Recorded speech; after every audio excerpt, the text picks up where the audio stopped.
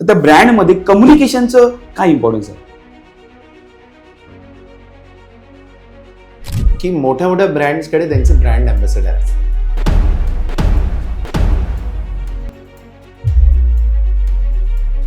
For example recently विकोने पण आलियाला हायर केलंय. MSME cannot do that. जसं व्हॉट्सअपला आपण कम्युनिकेट करताना डीपी पहिला बघतो, हा तसं बरोबर. लोक तुमच्या पहिलं चेहऱ्याकडे बघतात. त्यामुळे तुमचे चेहऱ्याचे हावभाव, त्याच्यानंतर तुमच्या हाताच्या मुवमेंट. जर तुम्ही नरेंद्र मोदींना पाहिलं, जर तुम्ही बाळासाहेब ठाकरेंना पाहिलं, तर या सक्सेसफुल लोकांचा एक पर्टिक्युलर ड्रेस कोड आहे. टीमला मोटिवेट करायचं असेल तर पहिलं तुम्हाला लीड बाय एक्झाम्पल बनवा. पेशन्स कम्युनिकेशनमध्ये आणि नेटवर्किंगमध्ये किती इम्पॉर्टंट आहे आणि तो कसा डील करावा? पेशन्सला पर्यायच नाही तुम्हाला. सो कधी कधी काय होतं की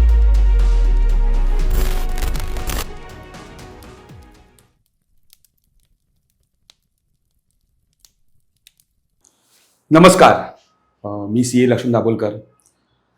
2047 हे विकसित भारतचं जेव्हा आपण स्वप्न बघतो तेव्हा MSMEचा रोल हा भरपूर इम्पॉर्टंट आहे आणि MSME हा भारतीय आर्थिक व्यवस्थेचा कणा आहे. सो आपण ह्या आर्थिक व्यवस्थेत पुढे जात असताना, आत्मनिर्भर होत असताना MSMEने काय केलं पाहिजे किंवा MSMEने पुढे ग्रोथ कसा केला पाहिजे? प्रत्येक MSMEचा ओनर हा लीडर बनला पाहिजे. मग तो लीडर बनताना नेटवर्किंग कसं केलं पाहिजे, कम्युनिकेशन कसं केलं पाहिजे किंवा त्याची पर्सनॅलिटी डेव्हलपमेंट कसं असलं पाहिजे, ह्या विषयावर गप्पा मारण्यासाठी आज माझ्यासोबत आहेत किरण खोत सर. किरण खोत सर हे एक इंटरनॅशनल अँकर आहेत. तसेच त्यांनी आपल्या आवाजाने, त्यांनी स्वतःच्या संगीताने या महाराष्ट्रात भोळ पाडली आहे. तर मी आजच्या या पॉडकास्टमध्ये जिथे MSME बिझनेस ओनरला पर्सनॅलिटी डेव्हलपमेंट, कम्युनिकेशन आणि नेटवर्किंग ह्या विषयावर गप्पा मारणार आहोत, तर मी सरांचं स्वागत करतो. नमस्कार किरण सर. नमस्कार. पण सर्वप्रथम मी तुमचं पुन्हा एकदा स्वागत करतो. धन्यवाद. मी पॉडकास्ट नाही म्हणणार, ह्या गप्पा आहेत सर. नक्की. कारण की तुम्ही ज्या लेवलवर आता आहात किंवा तुम्ही ज्या लेवलवर पोहोचला आहात, तर मला असं वाटतं की छोटे बिझनेसेस, MSME किंवा स्टार्टअप बिझनेसेस त्यांना मोठं व्हायचं आहे किंवा स्केलअप करायचं आहे, त्यांना तुमच्या गायडन्सची नक्कीच गरज आहे. तर मला सगळं सांगाल का की तुम्ही नक्की ह्या अँकरिंग किंवा आवाज ह्या गोष्टीने कसे तुम्ही, म्हणजे तुम्हाला काय मोटिवेशन आहे की तुम्ही इकडे वळलात? बेसिकली माझी आई शिक्षिका आणि त्यामुळे पहिल्यापासून तो प्रेशर होता की शिक्षिकेचा मुलगा म्हटल्यानंतर तो छान, त्याचं अक्षर छान असलं पाहिजे, तो बोलला छान पाहिजे. आणि बृहन्मुंबई महानगरपालिकेमध्ये आमचं प्राथमिक शिक्षण झालं. म्हणजे आई ज्या BMC शाळेत शिकवायला होती त्याच BMC शाळेत आम्ही सुद्धा शिकलो. आणि त्याच्यामुळे तेव्हापासून अक्षर चांगलं, बोलणं चांगलं, वक्तृत्व चांगलं, या सगळ्या गोष्टी महानगरपालिकेच्या शाळेमध्ये मला अनुभवायला मिळाल्या. हळूहळू जेव्हा काही स्पर्धांमधनं, मग त्या काव्य वाचनाच्या स्पर्धा असतील किंवा निबंध स्पर्धा असतील, त्यातनं एक गोष्ट उलगडत गेली की आपण शब्दांची मांडणी खूप चांगली करतो आणि लोकांना ती पचते, सहज, साधी, सोपी. आणि त्याला अँकरिंग असं म्हणतात, त्याला निवेदक असं म्हणतात, हे नंतर कळायला लागलं. एका कार्यक्रमात मी कविता वाचनाच्या कार्यक्रमात गेलो होतो स्पर्धक म्हणून, आणि योगायोगाने समोर आकाशवाणी मुंबईचे लायब्ररियन त्या कार्यक्रमाला बसले होते. आणि त्यांनी मला विचारलं की तू एवढं छान मांडणी करतोस शब्दांची, why don't you be an RJ? म्हटलं रेडिओ जॉकी म्हणजे खूप मोठं प्रस्त झालं. आणि त्याच्यामुळे मग तिकडे कसं जायचं, या सगळ्या गोष्टींपासून प्रवास सुरू झाला. हळूहळू माझ्यातला निवेदक राजकीय प्लॅटफॉर्ममधनं सामाजिक, सांस्कृतिक, खेळ, अशा वेगवेगळ्या प्लॅटफॉर्म्सवरती मी स्वतःला चाचपडत गेलो. लोकांना ते आवडत गेलं. आणि मग मला कळालं की yes, I am not made for corporate life, I am अँकर.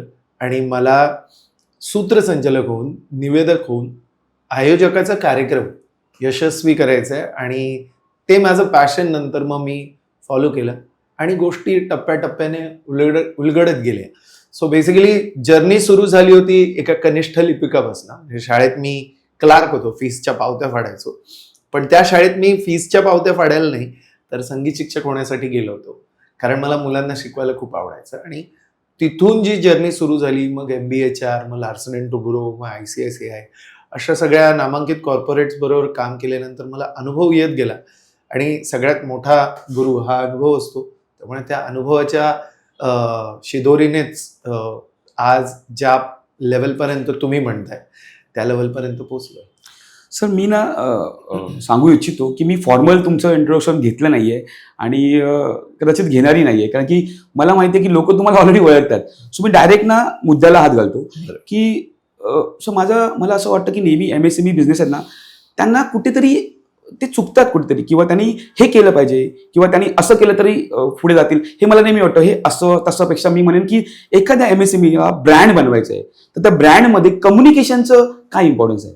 खूप जास्त इम्पॉर्टन्स आहे. सो कम्युनिकेशन म्हटल्यानंतर there are 2 types of communication, verbal and non verbal. Verbal म्हणजे जे आपण बोलतो, म्हणजे आम्ही निवेदक मंडळी जे बोलतो त्या पद्धतीने, आणि नॉन व्हर्बल म्हणजे जिथे शब्दांचा वापर होत नाही. ब्रँडला व्हर्बल कम्युनिकेशनची आवश्यकता आहेच, पण त्याचसोबत नॉन व्हर्बल कम्युनिकेशनमध्ये सुद्धा कशा पद्धतीने आपण आपला ब्रँड लोकांपर्यंत पोहोचवतोय हे सुद्धा तितकंच गरजेचं आहे. MSME म्हटल्यानंतर आपण आपल्याला माहितीच आहे की आपण ज्या चळवळीत भाग घेतलेला आहे त्या सगळ्या चळवळींमध्ये 90% लोक ही नोकरीतून उद्योगाकडे आले. बरोबर. आणि त्यामुळे ब्रँड बनवण्यासाठी आय विल रिकमेंड की पहिलं तुम्हाला स्वतःपासून सुरुवात केली पाहिजे. So in our music schools, if you consider the brands in the music school, let's take example of Ajivasan और शंकर महादेवन अकॅडमी, जर मी भारतातल्या संगीत संस्थांविषयी बोलायला गेलो. So before Ajivasan, the name behind Ajivasan's success is Suresh Wadkar. Oh. And the name behind Shankar Mahadevan Academy is obviously Shankar Mahadevan. So त्या क्षेत्रातलं पारंगत म्हणून लोकांनी तुम्हाला पर्सनल ब्रँड म्हणून ओळखल्यानंतर तुम्ही हळूहळू ग्रॅज्युअली तुमचा प्रोफेशनल ब्रँड लोकांपर्यंत पिच करता, आणि that is what the journey of Kiran Khot and Nawaz is. So मी म्हणेन ब्रँड व्हॅल्यू जर तुम्हाला लोकांपर्यंत पोहोचवायची असेल तर वेगवेगळ्या माध्यमातून तुम्हाला कम्युनिकेट करायला हवं, आणि त्यासाठी तुमचा जाहिरातीचा फॉर्मॅट कोणता आहे हा तुम्हाला योग्य पद्धतीने ओळखायला हवा. की तुम्हाला प्रिंटेड फॉर्म्समध्ये ॲडव्हर्टायझिंग करायची आहे, की तुम्हाला TV चॅनल्स आणि TVC वरती तुम्हाला तुमचं प्रॉडक्ट पोहोचवायचं आहे, की तुम्हाला मोठे मोठे मेगा इव्हेंट्स घेऊन लोकांपर्यंत पोहोचवायचं आहे. So every brand has a different strategy. आणि communication in purse of brand, if you ask me, त्याचं उत्तर मी हेच देईन की तुम्हाला तुमची पोत ओळखता आली पाहिजे आणि त्या पद्धतीनं तुमच्या जाहिराती लोकांशी बोलल्या पाहिजे. तुम्ही आता जाहिराती हा विषय काढला, तर जाहिराती म्हणा किंवा होर्डिंग्स म्हणा, किंवा हे आलं की आपण लोकांना आपले युनिक सेलिंग पॉईंट सांगतो. सो हे युनिक सेलिंग पॉईंट सांगत असताना शब्दाची भरपूर जोड लागते. मग किती शब्द वापरले पाहिजेत किंवा शब्दांचं ताळमेळ कसं घालता आलं पाहिजे युनिक सेलिंग पॉईंट सांगताना, ह्याच्याबद्दल तुम्ही काय सांगू शकता का? So unique selling point stands out for the gap in the market. So 2 उद्योजक जेव्हा पॅरलल बिझनेस करत असतात, उदाहरणार्थ मी एक अँकर आहे आणि अजून एक XYZ पर्सन एक अँकर आहे, तर अँकरिंग इज अ ओशन. मग यात माझं पॉलिटिकल अँकरिंग समजा चांगलं असेल तर याचं कल्चरल चांगलं असेल, याचं वेडिंग चांगलं असेल. So I am just giving an example of my field. Unique selling point identify पहिला करता आला पाहिजे. पहिली गोष्ट, मार्केटमध्ये लोकांना हवंय काय. दुसरी गोष्ट, माझा कॉम्पिटिटर किंवा कोलॅबरेटर्स देतायत काय, आणि इथे कुठे दोघांमध्ये गॅप आहे की जे कस्टमरला हवंय आणि जी गोष्ट ऑलरेडी मार्केटमध्ये नाही आहे ती मी प्रोव्हाइड करतोय. So if you are able to identify that gap, then you will be able to identify your unique selling point. आणि एकदा का तुम्हाला तो मुद्दा कळाला की बाबा हा माझा युनिक सेलिंग पॉईंट आहे, तर तो योग्य माध्यमातनं, जसं मी मगाशी म्हणालो, तो लोकांपर्यंत पोहोचवणं गरजेचं आहे. So unique selling point communication करत असताना, फॉर एक्झाम्पल आपण पिझ्झा जर घेतला तर त्याच्यामध्ये क्वालिटी आहे की डिलिव्हरी आहे. आता टाटा म्हटल्यानंतर ब्रँड आणि युनिक सेलिंग पॉईंट म्हटल्यानंतर टाटाचं प्रॉडक्ट घेतल्यानंतर मला विश्वास आहे की ह्या प्रॉडक्टमध्ये मी फसणार नाही. सो ट्रस्ट ही त्यांची व्हॅल्यू आहे. अग्री. सो तुमची व्हॅल्यू काय आहे, तुमची USP काय आहे, हे तुम्हाला कळालं की त्या पद्धतीने मग तुम्ही त्या पद्धतीचे शब्द वापरता. आणि शब्द मी जसं म्हणालो, आमच्या अँकरिंग मधले मी जे कोर्सेस घेतो त्याच्यामध्ये मी ही गोष्ट नेहमी लोकांना सांगतो. 3 गोष्टी असतात. एक तर कॉन्टेंट, दुसरं व्हॉइस, आणि तिसरा बॉडी लँग्वेज. शब्दांना फक्त यू विल बी सरप्राइज 10% महत्व आहे. पण तुम्ही तो शब्द किंवा तो कॉन्टेंट कशा पद्धतीने इफेक्टिव्हली मांडताय. फॉर एक्झाम्पल तुम्ही अमूल बटरच्या ऍडव्हर्टाईज बरोबर. आजही बघताय, कमी शब्द असतात पण strategy That's what I want to. बरोबर. सर आता आपण शब्दाचा विषय निघालाच आहे आणि आपण शब्द म्हटलं तर सर जो MSMEचा एक कोर प्रॉब्लेम आहे ना, लोकांकडे नॉलेज भरपूर असतं. म्हणजे हे झालं की 10वीला असताना जेव्हा आपण 11वीला जातो किंवा 12वीला जातो, मी मराठी मीडियममधला मुलगा आहे, इंग्लिश येत नाही म्हणून मी माझ्या आयडिया ठेवत नाही. तसं आता मला असं वाटतं की MSME बिझनेसला आयडिया चांगल्या आहेत, पण त्या कॅमेरेसमोर प्रेझेंट करता येत नाही, डिजिटल मार्केटिंगमध्ये ते मांडता येत नाही. सर तुम्ही MSMEला काय सल्ला द्याल की जेव्हा तुम्ही डिजिटल या जगात वावरताय तेव्हा कॅमेऱ्यासमोर बोलताना किंवा प्रेझेंटेशन देताना कॅमेऱ्यासमोर बहुतेकदा कसं तुमचं एक तर वावरण असलं पाहिजे किंवा तुम्ही कसं वागलं पाहिजे किंवा तुमचं प्रेझेंटेशन कसं असलं पाहिजे कॅमेऱ्यावर, म्हणजे ते व्हॉइस आलं प्रेझेंटेशन कसं, त्याबद्दल थोडं ऐकायला आवडेल. परफेक्ट. सो MSMEचा विषय चाललाय म्हणून मी लक्ष्मणजी तुम्हाला सांगतो की मोठ्या मोठ्या ब्रँड्सकडे त्यांचे ब्रँड अँबॅसेडर असतात. फॉर एक्झाम्पल रिसेंटली विकोने पण आलियाला हायर केलंय. MSME cannot do that. Okay.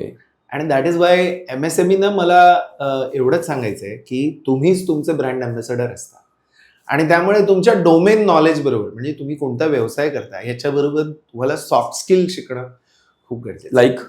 Like तुम्ही कशा पद्धतीनं स्वतःला कॅरी करता. मी म्हटलं ना body language. So it starts from your dress code. Okay. Wien you pitch for a project, तुम्ही त्या प्रॉपर अटायरमध्ये आहात का? बरं, तुमचं अटायर चांगलं आहे तर तुम्ही स्पेसिफिक बोलताय का विषयाला सोडून तुम्ही बोलताय? सो या सगळ्या गोष्टी सॉफ्ट स्किलमध्ये येतात. कम्युनिकेशन स्किल तुमचं स्ट्रॉंग असलं पाहिजे आणि कम्युनिकेशन स्किल हे आपल्याला इंटरनली आणि एक्सटर्नली दोन्ही लागतं. So if you have a leader, if you are a leader आणि तुमच्या अंडर काही टीम आहे तर त्यांना तुम्ही कशा पद्धतीने कम्युनिकेट केलं पाहिजे याची एक वेगळी पद्धत असते. तुम्ही क्लायंटशी बोलताना कसं बोललं पाहिजे ह्याची एक वेगळी पद्धत असते. तुम्ही मासेसशी बोलताना कसं बोललं पाहिजे याची एक वेगळी पद्धत असते आणि तुम्ही क्लासेसशी बोलताना कसं बोललं पाहिजे याची एक वेगळी पद्धत असते. सो आपण आपल्या डेली लाईफमध्ये या कम्युनिकेशनचा वापर करत असतो, पण पहिल्यापासून शालेय शिक्षणात आपल्याला याची महती किंवा याचा इम्पॉर्टन्स सांगितला गेलेला नाही. त्यामुळे लोकांचं डोमेन नॉलेज चांगलं आहे MSME मध्ये, पण ते राईट क्लायंट पर्यंत, राईट कस्टमर पर्यंत ते त्यांना पोहोचवता येत नाही. So you have to improvise on your communication skill, on your personality first. Sir आता आपण जसं कम्युनिकेशनचं बोललो, मला असं वाटतं की आता आपण जसं स्विमिंग पूलमध्ये उडी मारल्यानंतर आपण पोहायला शिकतो, तसंच आपल्याला नेटवर्किंग करायचं आहे तर आपण बाहेर जातो. आपण डोमेस्टिक नेटवर्किंग फोरम जॉईन केले आहेत, काही कॉन्फरन्स अटेंड करतो, सेमिनार. आता दुबई आणि जपान, जर्मनी आपण कॉन्फरन्स अटेंड करतो. So as a MSME business ह्या प्रेझेंटेशनला जाण्याच्या अगोदर किंवा या कॉन्फरन्स जाण्याच्या अगोदर काय पूर्वतयारी केली पाहिजे जेणेकरून मी प्रेझेंटेबल वाटेल, माझा बिझनेस प्रेझेंटेबल वाटेल? Very important question. सी कसं आहे, प्रिपरेशनच्या 3 स्टेजेस असतात. So when ever you go for the particular event or a meeting, pre meeting, during the meeting and post meeting. आपण नेहमी प्री मीटिंगची तयारी करतो, ड्युरिंग द मीटिंगला विसरतो आणि पोस्ट मीटिंगला आपण कधी करतच नाही. सो प्रिपरेशन टेक्निक्स हा एक आपल्या कोर्समध्ये वेगळा एक विषय आहे, म्हणजे पहिला फोन जेव्हा तुम्हाला येतो क्लायंटचा किंवा तुमच्या मेंटॉरचा किंवा तुमच्या कस्टमरचा, तिकडून कम्युनिकेशन प्रोसेसला सुरुवात होते. सो आपण जेव्हा एखादं प्रेझेंटेशन द्यायला जातोय तेव्हा सगळ्यात महत्त्वाचं म्हणजे तिथल्या लोकांची, जर समजा मासेस असतील तर त्या लोकांची कॅपॅसिटी काय आहे समजून घेण्याची, त्यांना कोणत्या लँग्वेजमध्ये समजतं. So you have to be very flexible. So उदाहरणार्थ मी जे निवेदन आता गिरगावात करेन तेच निवेदन मी विरार साईडला किंवा एखाद्या दुसऱ्या ग्रामीण भागातला पट्टा असेल, मी आता रेस्ट ऑफ महाराष्ट्रामध्ये जातो तेव्हा मला माझी भाषा चेंज, काय समजून राहिला की नाही तुम्हाला? अरे वा. म्हणजे तुम्हाला ते त्या ऑडियन्सला असं वाटलं पाहिजे की अरे हा तर आपल्यातलाच आहे. Language should not barrier. हा. सो तुम्हाला वर्सटाईल राहायला हवं. ज्या भाषेत ऑडियन्सला समजतं, ज्या भाषेत तुमच्या कस्टमरला समजतं, ज्या भाषेत तुमच्या क्लायंटला समजतं, त्या भाषेत तुम्हाला बोलायला हवं. व्हेरी इम्पॉर्टंटली तुमच्याकडे वेळ किती आहे आणि त्या वेळेचं नियोजन करून तुम्ही कोणत्या कोणत्या मुद्द्यांवरती बोलणार आहात या गोष्टी. आणि मी याला फ्लाईट जर्नीचं एक्झाम्पल देतो नेहमी माझ्या कोर्समध्ये. तुमचा टेक ऑफ स्मूथ झाला पाहिजे. जेव्हा तुम्ही आकाशात उडताय, फ्लाईंग तुमचं स्टेबल राहिलं पाहिजे आणि तुमचं लँडिंग सेफ झालं पाहिजे. सो आकर्षक सुरुवात, माहितीपूर्ण मध्य आणि इंटरेस्टिंग शेवट, क्लायमॅक्स पिक्चर का लोक याद रखते. सो ह्या सगळ्या प्रोसेसना आणि या सगळ्या प्रिपरेशन्सना करून गेल्यानंतर म्हणजे right from your dress code, right from your content and right from your body language, तुम्ही अशा व्हिडिओजच्या माध्यमातून सगळ्यात मोठं शस्त्र तुमच्या हातात आहे ते म्हणजे तुमचा मोबाईल. सो तेव्हा आरसा असायचा, आता मोबाईल आहे. सो मोबाईल समोर ठेवा, सेल्फी व्हिडिओज काढा आणि स्वतःला पहिलं स्वतः आवडतंय का ते बघा. नंबर 2, डेमो ऑडियन्स बोलवा, त्या लोकांसमोर ते प्रेझेंटेशन द्या, त्यांचे इनपुट्स घ्या, जे तुम्हाला राईट इनपुट्स आणि ऑथेंटिक लोकांकडनं ते इनपुट्स घ्या आणि त्यानंतर तुम्ही फायनल मिटिंगला जाऊन तुमचा रिझल्ट अनुभवा. सो हे झालं प्री मीटिंग. आणि ड्युरिंग द मीटिंग तुम्हाला टेक्निकल गोष्टींची काय आवश्यकता आहे, तुम्ही माईक कोणता वापरणार. तुम्ही अचानक माईकची सवय नसते आणि तुम्ही एखाद्या प्रेझेंटेशनला गेलात, मासेस समोर बोलायचे, हातात माईक आल्यानंतर आपण कॉन्शियस होतो. So we train people on microphone technique. So कसं हाताळायचा, कसं माईक पकडायचा, इकडून सुरुवात आहे. त्याच्या माईकचा बॉल असा आहे, या सगळ्या टेक्निकल गोष्टींची तुम्हाला तयारी करायला हवी. आणि post the meeting networking, so ते सुद्धा तितकंच महत्वाचं आहे. तुम्ही एक शब्द जो वापरला बॉडी लँग्वेज, सो मला ह्यात थोडं बॉडी लँग्वेज बद्दल जाणून घ्यायला आवडेल. Because body language say what you are. Correct. So I just want to know की बॉडी लँग्वेजचं काय महत्व आहे. बॉडी लँग्वेज म्हटल्यानंतर आपण बॉडी म्हटल्यानंतर आपल्या फक्त शरीराचा विचार करतो. सगळ्यात major crucial role body language मध्ये आहे हा. जसं व्हॉट्सअपला आपण कम्युनिकेट करताना डीपी पहिला बघतो, तसं लोक तुमच्या पहिलं चेहऱ्याकडे बघतात. त्यामुळे तुमचे चेहऱ्याचे हावभाव, त्याच्यानंतर तुमच्या हाताच्या मुवमेंट्स आणि देन कम्स युअर पायाच्या मुवमेंट्स. म्हणजे तुम्ही कसे उभे राहताय, तुमचं पोस्चर काय, तुमचं गेस्चर काय, तुम्ही काय आउटफिट कॅरी केलेलं आहे आणि त्यात तुम्ही किती कम्फर्टेबल आहात. उदाहरणार्थ MSMEच्या बिझनेसमनचा हा प्रॉब्लेम असतो, कारण ते नोकरीतनं उद्योगात आलेले असतात. त्यामुळे ते अचानक मीटिंगला जाऊन ब्लेझर घालतात. ते अचानक एखाद्या हाय टेम्परेचर ऍटमॉस्फिअर मधनं AC रूम मध्ये जातात आणि त्यामुळे तो कॉन्ट्रास्ट होऊन जातो आणि मग शरीराला ते पेलवणं कठीण जातं की अरे हे तर मला अनकम्फर्टेबल आहे. सो हे तुम्हाला जहन में डालना चाहिए. तुम्हाला ब्लेझर आउटफिट्स रोज घालून त्याची सवय केली पाहिजे. सो सचिन तेंडुलकरच्या सिक्रेटचं काम त्याची नेट प्रॅक्टिस आहे. त्यामुळे तुम्ही बॉडी लँग्वेजमध्ये अचानक स्टेजवर जाऊन ते कपडे घालून किंवा त्या पद्धतीने बोलून नाही चालत. तुम्हाला त्याची सवय करावी आहे. वो जहन में डालना पडत आहे. असं.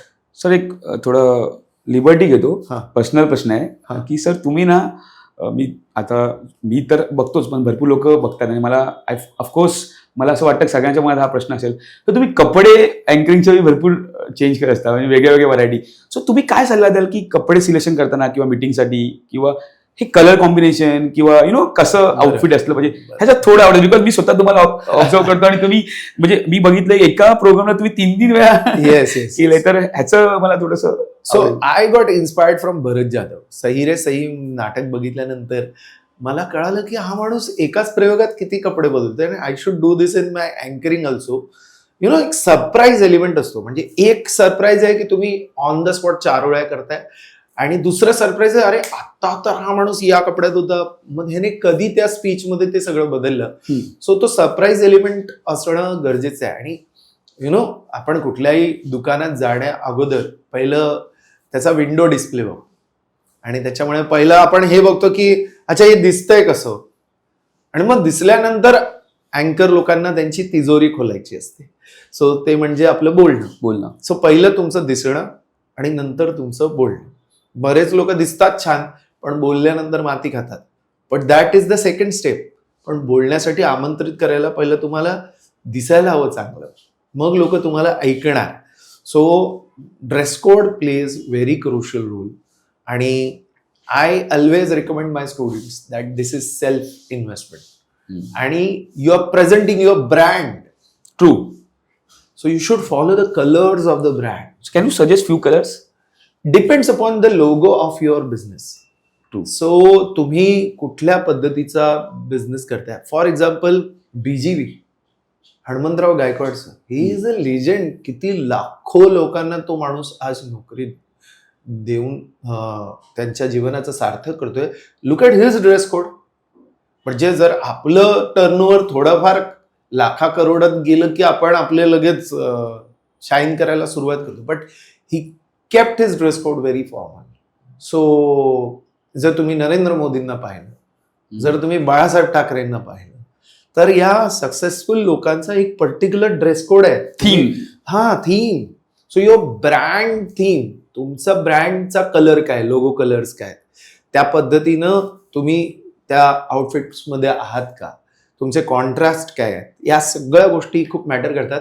आणि मी असं नेहमी म्हणतो की पॉवर पॉइंट प्रेझेंटेशन करताना ग्राफिक डिझायनरला हायर करा, शूटिंग करताना फोटोग्राफर व्हिडिओग्राफर्सना हायर करा, सगळंच स्वतः करायला जाऊ नका. True, agree. आणि तसाच एक तुमचा स्टायलिस्ट आज ना उद्या असेल की जो तुम्हाला सांगेल की या मीटिंगला हे कपडे घातले पाहिजेत, या मीटिंगला हे रंग सांगितले, ते विजन घेऊन चाला.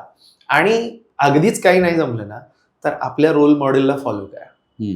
उदाहरणार्थ तुमच्या फील्ड मधला जो मास्टर आहे तो कशा पद्धतीचा ड्रेस कोड हे करतोय. But again if you observe Einstein, so wear the knowledge comes, dress code doesn't matter. पण आजकल क्या है, जो दिखता है वही बिकता है. So that is Y dress code is very important. Sir तुम्ही आता ड्रेस कोडचं बोललो, आपण बॉडी लँग्वेज बद्दल बोललो. सर मला सांगा, मी समजा दुबईमध्ये एका इंटरनॅशनल कॉन्फरन्सला गेलोय आणि मला इंटरॅक्ट करायचं, तुम्ही म्हटलं की आता बोलायचं आपल्याला, कपडे छान घातले, सगळं छान आहे, बोलताना इफेक्टिव्ह बोलताना सुरुवात कशी करावी, म्हणजे एखाद्याला मला बिझनेस पण सांगायचा, प्रभाव पाडायचा मला त्याच्यावर. सो नॉर्मली एमएसएमई बिझनेसचा प्रभाव पाडायला कुठेतरी ते कमी पडतात, म्हणजे त्याचं नॉलेज भरपूर असतं, पण बोलताना काय बोलावं, म्हणजे अंडा की मुर्गी हे समजत नाही पहिलं काय. तर ह्याच्यावर थोडंसं तुम्ही how to start a communication in international conference. See कसं आहे, हा इंटरव्ह्यू किंवा हा पॉडकास्ट तेच लोक बघतील ज्यांना याच्यातनं काहीतरी बेनिफिट होईल. सो फर्स्ट थिंग, त्याला आईस ब्रेकर म्हणतो. अशी गोष्ट बोला ज्याच्यात समोरच्याचा फायदा आहे. पहिल्या 2-3 वाक्यामधनं तुम्हाला लिस्नर जज करत असतो की हा जे बोलतोय त्याच्यात माझ्या उपयोगाचं काय आहे आणि ह्याच्यातनं मला काय मिळणार आहे की नाही, का हा स्वतःचं स्ट्रगल स्टोरी, मी स्लीपरवरती आलेलो, मग असं झालं आणि मग तसं झालं. People are not interested. आणि आता रील्सचा जमाना आहे, त्याच्यामुळे 30 सेकंड्स में अरे बोलो और निकल जाओ. सो तुम्हाला वेळ कमी आहे आणि त्याच्यामुळे मी जे तुम्हाला हुक सांगितले 3, हा कम्युनिकेशनचा फॉर्म्युला आहे. तुम्ही स्टार्ट कशी करणार आहात, तुमचा जो मुद्दा, सँडविच टेक्निक बोलतो याला आपण. सो स्टार्ट करताना सॉफ्ट करा, मध्ये तुमचा विषय पोचवा आणि नंतर अरे सर असं करून काहीतरी त्याला एखादी ऑफर द्या, काही डिस्काउंट्स आहेत कस्टमर्सच्या बाबतीत. त्या माणसाच्या फायद्याचं बोला. सुरुवात त्याच्या फायद्याने, शेवट त्याच्या आपल्या फायद्याने. नाही, शेवट पण त्याच्याच फायद्याने, त्याचाच फायदा करून तुझाच फायदा करायला आलोय. पण हे माझं प्रोडक्ट आहे, हे तुम्हाला पॅसिव्हली पोहोचवता आलं पाहिजे. हॅमरिंग नाही झालं पाहिजे, हे मी असं आहे तसं आहे तसं आहे तसं आहे, असं नाही. सर तुम्ही ऑब्झर्व केलं की माहित नाही, तुमच्यापेक्षा एनर्जी चांगली आहे. So what is a secret of that energy? Secret is passion. So मी आजही मला तो कार्यक्रम आठवतोय, षण्मुखानंदमध्ये टायगर संतोष नायर त्यांचं स्पीच चालू होतं आणि तेव्हा ते म्हणाले की डिस्टिंक्ट फोर्टे तुम्ही तुमचा ओळखला पाहिजे. तुमचं पॅशन काय आहे, अशी कोणती गोष्ट आहे की जी केल्यानंतर तुम्हाला पैसे जरी नाही मिळाले तरी आनंद मिळेल. आणि माझ्या बाबतीत ते रंगमंच आहे, स्टेज आहे. That is what my passion is. मला लोकांना कम्युनिकेट करायला, लोकांशी आवडतं, शिकवायला आवडतं. आणि मग त्याच्यामुळे जर तुम्ही त्या ऑरामध्ये राहाल, त्या झोनमध्ये राहाल, तर तुम्ही कितीही धावपळ करा, कितीही ट्रॅव्हल करा, तुम्हाला त्याचा कंटाळा येत नाही. कारण तुम्ही घड्याळाकडे बघत नाही, अरे आता हे मला एवढ्यात आटपायचं आहे. सो जे काम सॅलराईड लोक घड्याळाकडे बघून आटपण्यासाठी करतात त्याला नोकरी म्हणतात. आणि हे मला परिवर्तन आहे. आता आपण 2047 ची गोष्ट, 2047 विकसित भारत देश इकडे आहे, पंतप्रधान नरेंद्र मोदी इकडे आहेत आणि मी त्या पूर्ण गॅलेक्सी मधला एक छोटासा तारा आहे. मी नाही पंतप्रधान बनू शकत, पण माझ्या देशाला समृद्ध होण्यासाठी मी कलाकार घडवू शकतो, मी बोलणारे उद्योजक बनवू शकतो की ज्यांना कम्युनिकेशन करून त्यांचा डोमेन, त्यांचा टेक्निकल मुद्दा लोकांपर्यंत, हे देशासाठीच तर आहे.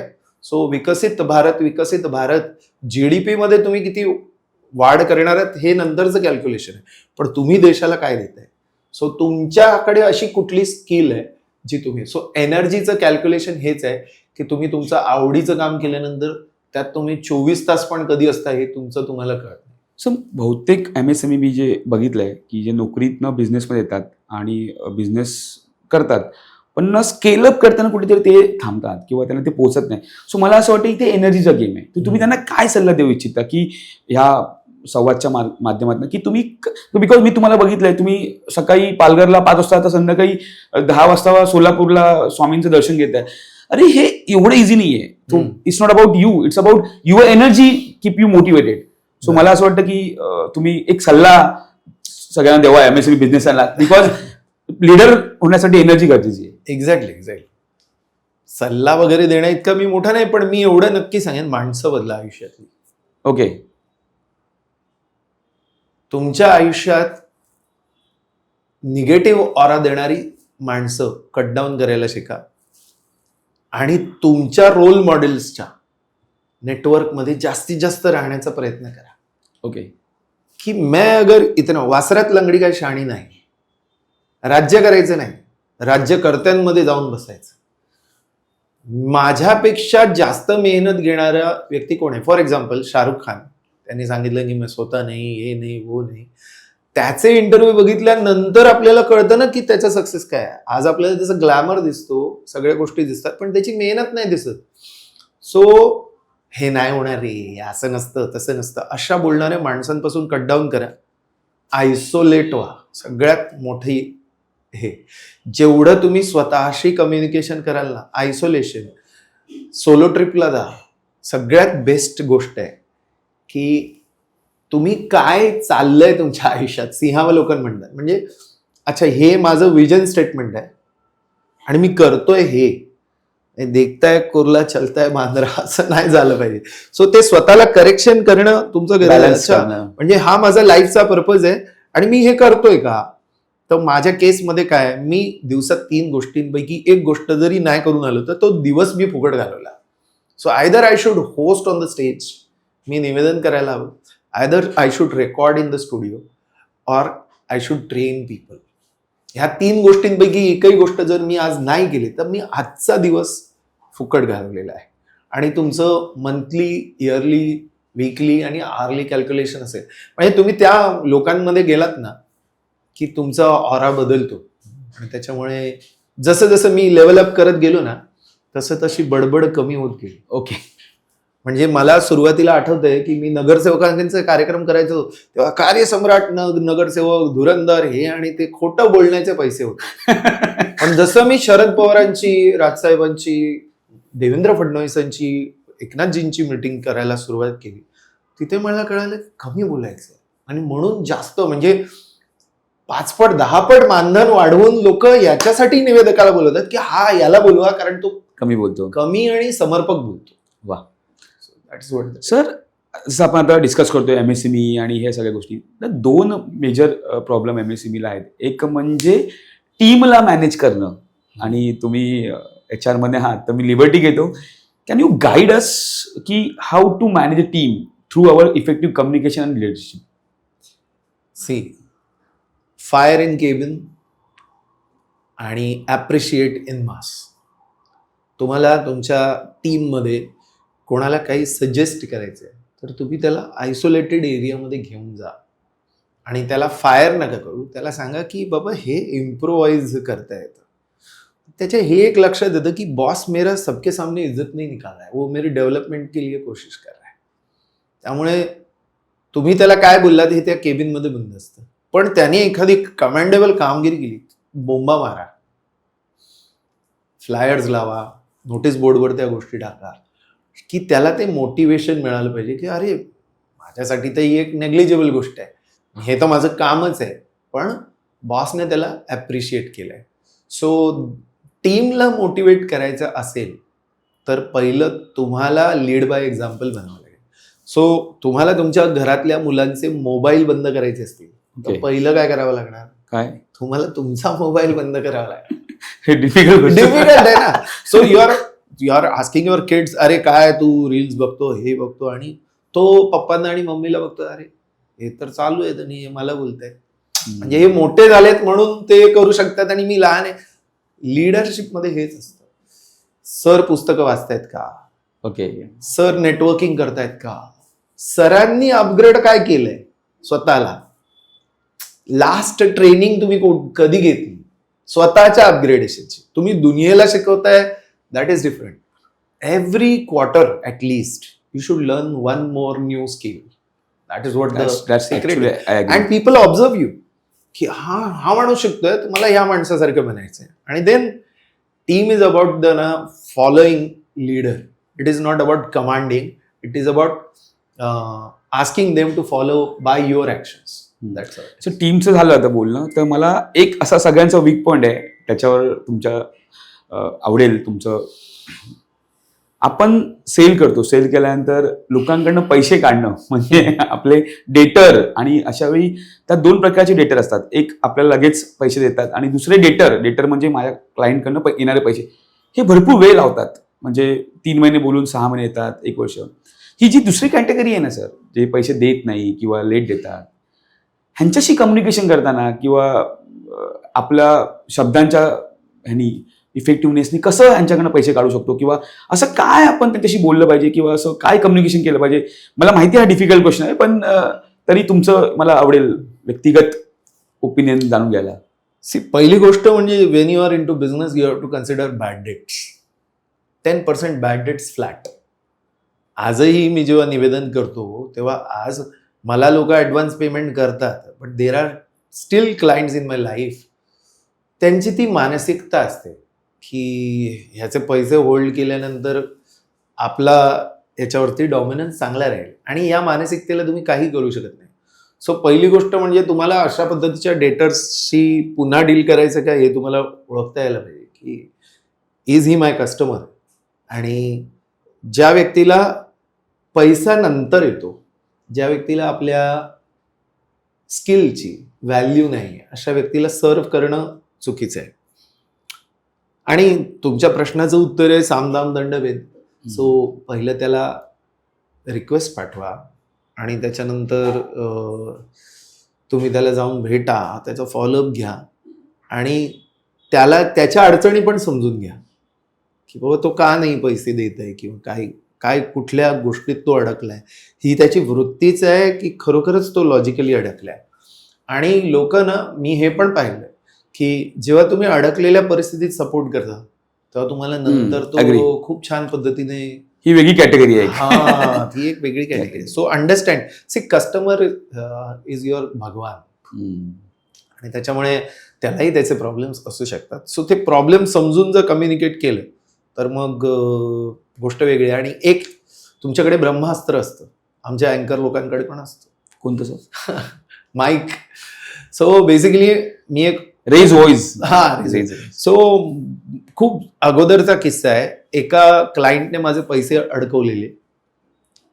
दुसऱ्या कार्यक्रमात मी अँकर होतो आणि तो चीफ गेस्ट होता, आणि मी त्याला कार्यक्रम सुरू होण्या अगोदर 5 मिनिटं सांगितलं की सर मला माहिती आहे तुम्ही राजकीय वर्तुळातलं खूप मोठं नाव आहे, आणि हे बोलल्यानंतर माझ्या फॅमिलीला तुम्ही त्रास द्याल किंवा काय व्हाल मला नाही माहिती, पण आज माईक माझ्या हातात आहे आणि तुम्ही या कार्यक्रमाचे प्रमुख अतिथी आहात.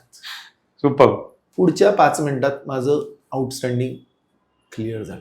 सो तुमच्याकडे काय तलवार आहे की कसं तुम्ही त्याला हे करायचं. आपल्याला ते करायचं नसतं, पण मी बोलला साम दाम दंड आणि मग भेद.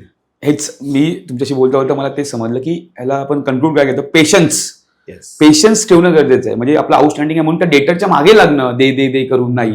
आपल्याला नवीन नवीन ट्रिक्स शोधल्या पाहिजेत की त्या डेटरची कसं. जर तुम्ही संधी बघून, अपॉर्च्युनिटी बघून तुमचा पेशन्स ठेवून ते पैसे काढले. सो ह्याचा अर्थ पेशन्स कम्युनिकेशनमध्ये आणि नेटवर्किंगमध्ये किती इम्पॉर्टंट आहे आणि तो कसा डील करावा. Very important. पेशन्सला पर्यायच नाही तुम्हाला.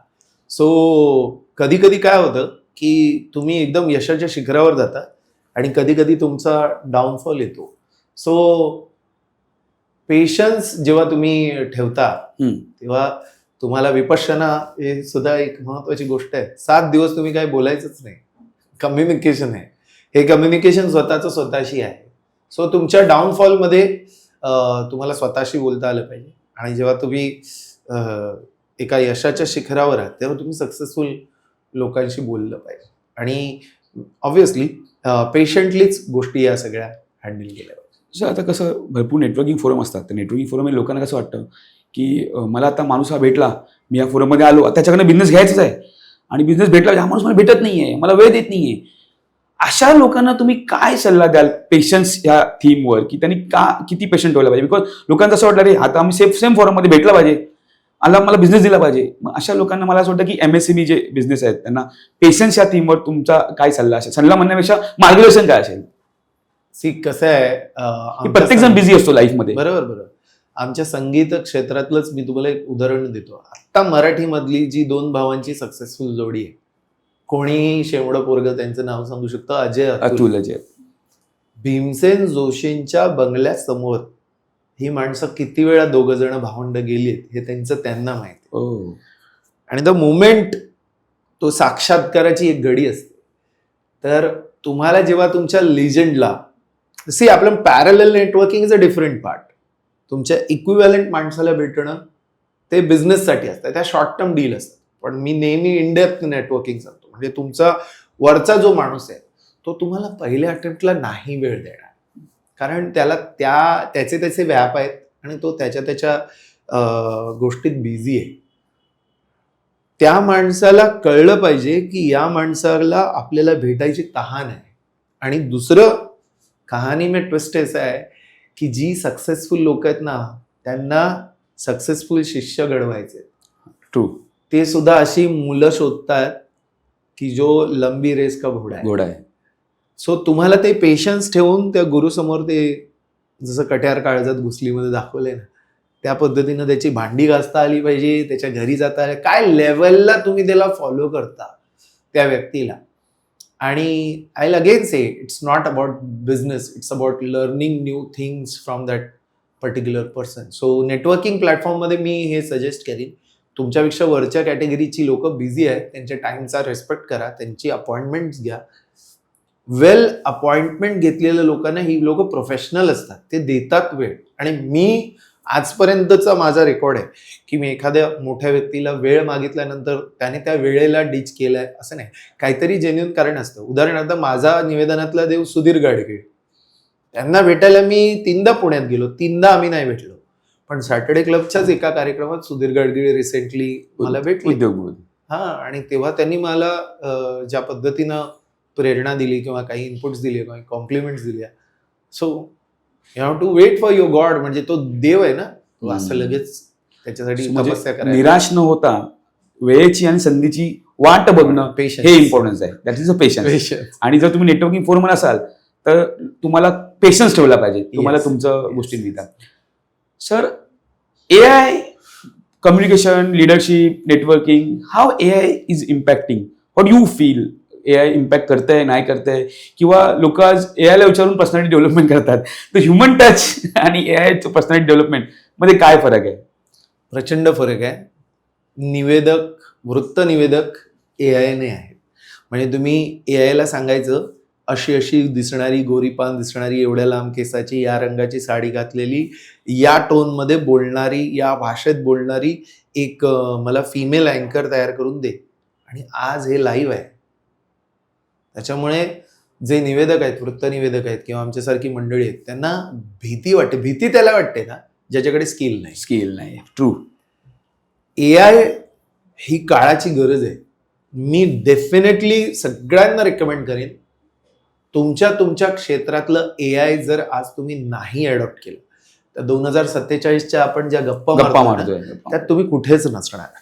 त्यामुळे AI ला पर्याय नाही. आत्ता पूर्वीच्या काळी कसं असायचं, शिक्षक जर एखादा गोष्ट शिकवायला गेला तर विद्यार्थ्यांसाठी ती कोरी पाटी असायची. पण आता तुम्ही समजा तुमच्या CAचं काहीतरी नॉलेज द्यायला गेला तर जो अटेंडी आहे, तुमचा लिसनर आहे, तो ऑलरेडी AI करून त्या विषयाचं सगळं माहिती करून आलाय आणि तो तुम्हाला जज करायला सुरुवात करतो की आता तुम्ही जे सांगताय ते त्याच्याशी सिंक होतंय की नाही. हा झाला एक वेगळा मुद्दा. So AI is definitely required. If you don't adopt AI, you are out of the syllabus. But as you say की AI is a artificial intelligence. So artificial matters a lot. It is intelligent, but it is artificial. Whenever you think you want to grow in a particular business, you have to have a mentor जो तुम्हाला गुरु जो तुम्हाला revert करू शकेल. AI don't revert. गुरु बनू शकत नाही. गुरु तुम्हाला करेक्ट करतो आणि गुरुला तो ऑलरेडी त्या क्षेत्रातला अनुभव असतो. तर त्यामुळे जिथे जिथे तुम्हाला मोठे काही निर्णय घ्यायचे असतील तिकडे गुरुशिवाय पर्याय नाही. AI me not. सर 2047 विकसित भारत आणि आत्मनिर्भर भारत ह्यासाठी MSMEना रेडी व्हायचं आहे. सो पर्सनॅलिटी डेव्हलपमेंट, कम्युनिकेशन आणि नेटवर्किंग ह्या दृष्टिकोनातनं तुम्ही काय असं मार्गदर्शन कराल की जे त्यांनी 5 गोष्टी केल्या पाहिजेत? See, as I mention before, पहिलं तर त्यांनी त्यांच्या व्यक्तिमत्वाकडे बघितलं पाहिजे, कारण त्यांना लीडर म्हणून त्यांची टीम बघणार आहे. आणि व्यक्तिमत्व म्हटल्यानंतर पर्सनॅलिटी डेव्हलपमेंटच्या जेव्हा आपण गप्पा करतो, it is not about your clothes only, it is all about your brain also.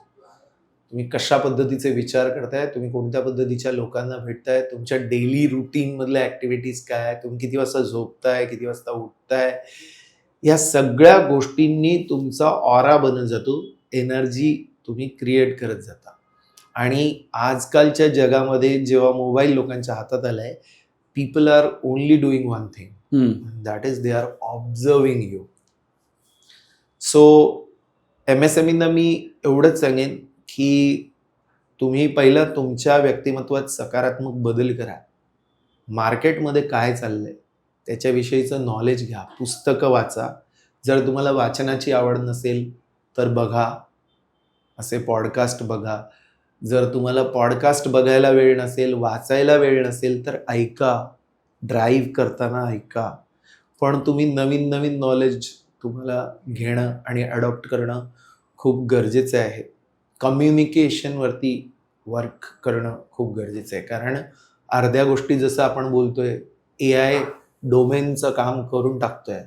आता फक्त ज्याला बोलता येतंय. सो मी एवढंच सांगेन की बोलणाऱ्याचे चणे पण विकले जातात आणि न बोलणाऱ्याकडे सोनं असेल तर ते पण नाही विकलं जात. सो तुमचं प्रॉडक्ट सोनं आहे आणि जर ते तुम्हाला लोकांपर्यंत पोहोचवायचं असेल तर तुम्हाला बोलता येणं खूप गरजेचं आहे. आणि बोलणं जसं मी म्हणालो तसं तुम्हाला सगळ्या अँगलने तुमच्या नॉन व्हर्बल कम्युनिकेशन आणि व्हर्बल कम्युनिकेशन मला. सर एक छोटासा आपण रॅपिड फायर घेऊ.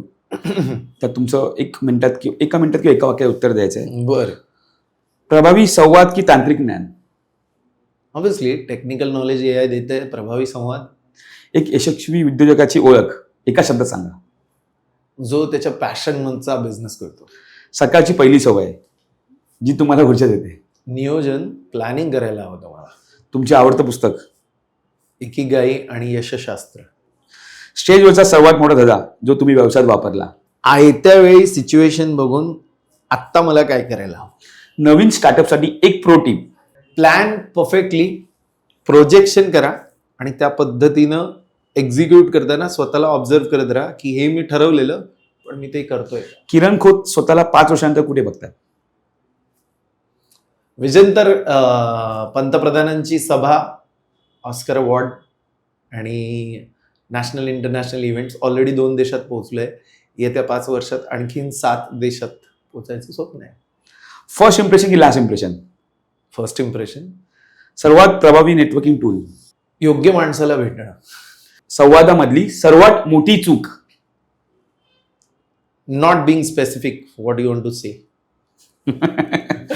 सर आपण इतकं बोलतोय, आपण सगळं आज संवाद साधतोय, मला सांगा की तुम्ही कसं लोकांना हेल्प करू शकता पर्सनॅलिटी किंवा कम्युनिकेशन डेव्हलपमेंटसाठी? बिकॉज तुम्ही त्या ऑलरेडी डॉमेनमध्ये आहात आणि लोकांना तुम्हाला गुरु म्हणून घ्यायचं आहे, तर काय आम्ही करू शकतो? किंवा MSME बिझनेस ज्यांना इच्छुक आहेत की नाही किरण खोत सरांकडनं आम्हाला काही टिप्स घ्यायच्या आहेत, तर त्यांच्यासाठी काय असं माध्यम आहे किंवा असं काही? एक्झॅक्टली. आपले कोर्सेस तर आहेत. ही खरं तर ही साधनं आहे, पण आता डाळभात कोणाला नको असतो. सो चायनीज का जमाना आहे. सो आपल्या PSPD नावाचा एक कोर्स आहे, public speaking in personality development. So before you speak into the public you should develop your personality. आणि त्याचा एक 3 महिन्याचा कोर्स आहे, एक 4 तासांचा वर्कशॉप आहे. आणि काही स्टार्टर्स आहेत. आता लवकरच आपण ऑनलाईन प्लॅटफॉर्म्सवर येतोय. स्वतःचं पुस्तक मी आता लॉन्च करतोय. So people can go through that. आणि down the line I am always there to help people. जिथे जिथे संवाद, जिथे जिथे कम्युनिकेशनची आवश्यकता आहे, बंद हाजीर आहे.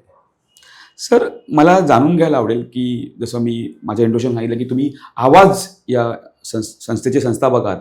तर आवाज ही संस्था नक्की काय करते आणि how it add a value in common people life?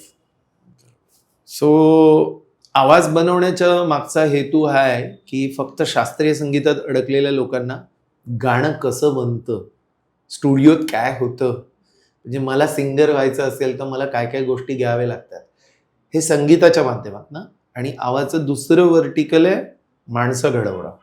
So उद्योजकतेत कसं यायचं आणि एक चांगला उद्योजक होण्यासाठी कुठल्या कुठल्या माणसांना भेटायचं याचं आपण ट्रेनिंग देतो. सो जरी फॉर्मॅट वेगळे असले तरी इथे पण संभाषण कौशल्य आहे आणि इथे पण व्यक्तिमत्व विकास आहे. सो गायन, वादन, नृत्य, निवेदन आणि व्यक्तिमत्व विकास. Last question, last but not least म्हणतो सर, पॉलिटिकल लीडर आणि बिझनेस लीडर यामध्ये फरक काय? खूप जास्त फरक आहे. Political leaders rule the state and business leader contributes for the nation. So political leader हे पण चांगले असतात, त्यांचा एक वेगळा एक्सपर्टीज असतो, त्यांचे वेगवेगळे कॉम्पिटन्सीज असतात. आणि बिझनेस लीडरचे वेगवेगळे कॉम्पिटन्स, यू कॉन्ट कम्पेअर दिस टू. पण IAS देश चालवतात, IAS IPS. सो मिनिस्टर्स असतात पण त्यांच्या हाताखाली IAS IPS असतात. So you have to find out your personality, who you are. You are a minister, you are a founder of the company, और you are the CEO of the company. So that is what the difference. Sir, तुम्ही असा विषय निघाला तर तुम्ही मला 2 example सांगा पॉलिटिकलमधले जो परफेक्ट आहे कम्युनिकेशनमध्ये, लिडरशिपमध्ये, पॉलिटिक्समध्ये आणि बिझनेसमध्ये, बिझनेस लीडर म्हणून. ते तुम्ही वाटतं, हे तुमचं व्यक्तिगत मत, की तुम्हाला वाटतं की हे 2 जण पॉलिटिक्समध्ये आणि बिझनेसमध्ये परफेक्ट पॅकेज आहे, कम्युनिकेशन, लिडरशिप, ओरा, आणि ते आर लाईक, मी त्यांचं व्यक्तिगत जीवन नाही पण ते ॲज अ कॅरी करतात स्वतःला ॲज अ पर्सनॅलिटी डेव्हलपमेंट म्हणून, कम्युनिकेशन म्हणून, एक बिझनेस आणि एक पॉलिटिकल. आय थिंक ऑडियन्सला त्याचं उत्तर माहिती आहे. मी सगळ्याच पक्षांचा निवेदक आहे आणि त्यासाठी मला मानलं जातं की मी कुठल्याही पक्षाचं सभांचं निवेदन करत असताना दुसऱ्या पक्षाला क्रिटिसाइज नाही करत. बट द वे पंतप्रधान नरेंद्र मोदी यांनी देशाची एक नवीन ओळख जगाला निर्माण करून दिली आहे, मी सांगितलेल्या सगळ्या गोष्टी त्यांच्याकडे आहेत. त्यांचा एक पर्टिक्युलर ड्रेस कोड आहे. मोदी म्हटल्यानंतर एक वेगळं व्यक्तिमत्व तुम्हाला दिसतं. म्हणजे जर तुम्हाला मी एवढं सांगू का की उद्या तुम्ही गेल्यानंतर तुमचा जर कोणाला स्टॅच्यू बनवायचा असेल तर त्या मूर्तिकाराला स्कल्पचरसाठी काहीतरी एक बेस फॉर्मॅट मिळाला पाहिजे. अच्छा, हा माणूस असं करायचा, तसं करायचा. वक्तव्याच्या बाबतीत बाळासाहेब ठाकरेंना मी 100% म्हणतो, नो स्क्रिप्ट, आणि जे काय ओठात आहे ते पोठात. त्यांची एक वेगळी स्टाईल आहे, मोदी साहेबांची एक वेगळी स्टाईल आहे. So Gadkari, Nitin Gadkari for that matter, a sensible leader. Devendra Fadnavis. So माझ्या ओठातून सगळी बीजेपीची नावं येतात, but it's not all about BJP and personality. हा, it's about personality. This my personal observation. Eknath शिंदेची आक्रमकता आहे, फडणवीसांची संयम आहे, रिॲक्ट नाही होत तो माणूस. वेरेज ऍक्शन ओरिएंटेड बघायचं असेल तर तुम्हाला एकनाथ शिंदे, स्पीच आत्ता राजसाहेब ठाकरे. सो प्रत्येकाचा एक वेगळा ओर आहे.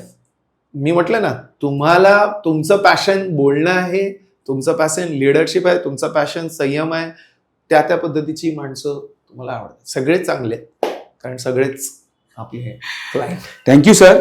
आज तुमच्या बरोबर गप्पा मारताना, मी परत पॉडकास्ट नाही म्हणणार, गप्पा मारताना मजा आली. आणि 0 ते शिखर, जसं जी टॅगलाईन आहे आपली, 0 टू स्टार्टअप आणि स्टार्टअप टू स्केल अप, ह्या ज्या गप्पा मारताना नक्कीच MSME बिझनेसना ह्या संवादामधनं काहीतरी टेकवे पॉईंट मिळाले असतील. आणि तुम्हाला जर ही पॉडकास्ट आवडली तर लाईक करायला विसरू नका, सबस्क्राईब विसरू नका, आणि नक्कीच किरण कोसरांच्या इंस्टाग्राम पेजला व्हिजिट करा. तुम्हाला अजून भरपूर इन्साइट्स मिळतील. Thank you once again Laxman Dabholkar. धन्यवाद.